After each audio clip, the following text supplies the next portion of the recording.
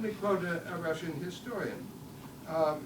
Among the medieval Russians, he says, but this persisted, writing itself was regarded as a solemn, important action which one must not perform carelessly without sufficient reason. Writing is a perpetuation of what has been uttered and also speech directed at an invisible, indefinite listener, anyone at all. In the earliest times of Russia, it was a matter of principle to write down only what required perpetuation, according to the views of that time, and which could or must be read by any reader. This was done not for aesthetic, but for ethical or similar reasons. And you see, I cite this because you see how a lot of what we feel in the concerns of 19th century Russian literature go back to that. Let me quote Count Uvarov, the Minister of Public Education in the early 19th century. Among the rights of a Russian subject, the right to address the public in writing is not included. That is a privilege the government may grant and rescind as it sees fit. And so on. Let me quote, because it's brief, what an important 20th century writer, Korolenko, said when he talked about his being asked, are you Ukrainian or are you Russian? Which is your homeland?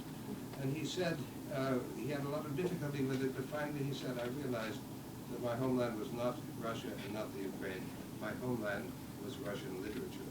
And that also indicates what literature provided.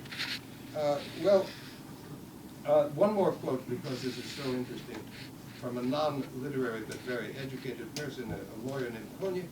Sometimes one encounters, 20th century commentator, sometimes one encounters the notion that the artist cannot be held responsible for a truthful depiction of life and all the manifestations of nature, whatever they may be, especially if his depiction is informed by talent.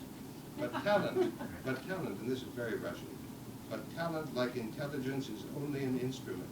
Both are like a sharp knife, equally necessary for cutting bread at the family table and for murdering a lonely traveler in the forest or on the high road.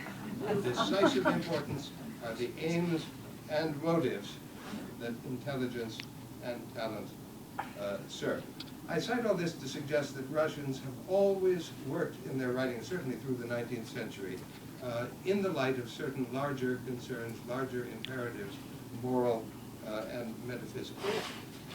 Okay, let me skip some other wonderful quotations. Maybe they'll turn out to be relevant as we go along, and instead turn to the subject very briefly of translation.